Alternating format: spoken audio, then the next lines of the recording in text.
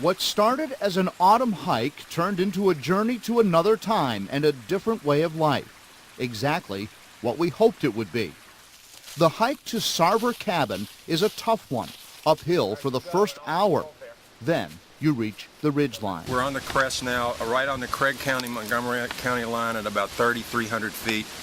And we're looking east in this direction. We're going north about 2 miles. And then we're going to turn and hike down that ridge there a ways to get to Sarver Cabin. Once on the ridge line, the hiking was easier. Piquing our curiosity, however, were large stacks of rocks, often randomly piled, but also often beautifully stacked. It added to the wonder of the day. This is a trail down to the cabin right here. We're here. And about half a mile of steep downhill later, we were. So there it is. We're standing right where my finger is at the corner of the old building, this first building.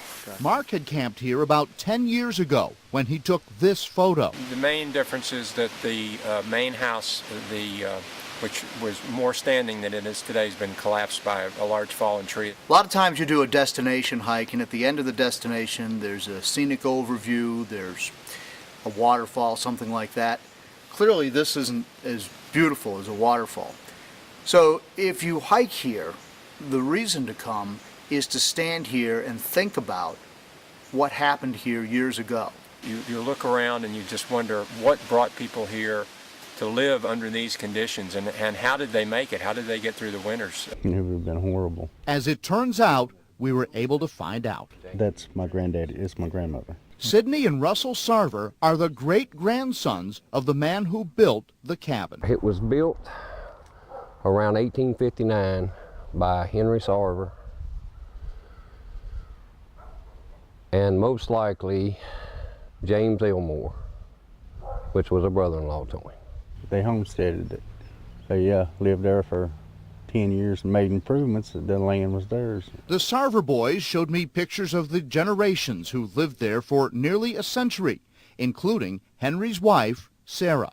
After they built the cabin, the two men went to fight the Civil War. This is a letter home from James Elmore. From what I can learn, it is not likely the Yankees will be ready to advance on Richmond again for some weeks, so I shall have a good chance to get sound well. Elmore was killed in Pickett's charge at Gettysburg.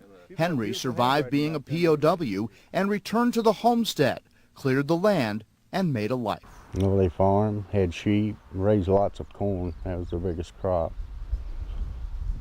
And I'm sure they had some wheat and other vegetables, all kinds of vegetables and stuff. That's one of the few places there's water on that mountain. They had relatives on the mountain, down on Craig's Creek and on St. Creek side. And I guess they kind of liked maybe their privacy. Sidney and Russell remember walking to the cabin when they were young boys, when the final generation of Sarvers lived there. Well, they lived there till they got old. My aunt and uncle lived there till, I think it was around 54 or 55. My aunt got sick, and they moved across over here so they could get her to the doctor and things. So today, what is a curiosity for hikers who now stay at the recently built Appalachian Trail shelter not far away, it's family history for the Sarvers. Henry and Sarah lived their entire lives there. They and 3 others are buried on the property. Oh, and those rock piles? When they cleaned the fields, they wanted to be neat and have the rocks up out of the way, and that was just the way they did it. And I guess they had more time than anything else. So go for the hike, see the rock piles, visit the cabin site, and wonder.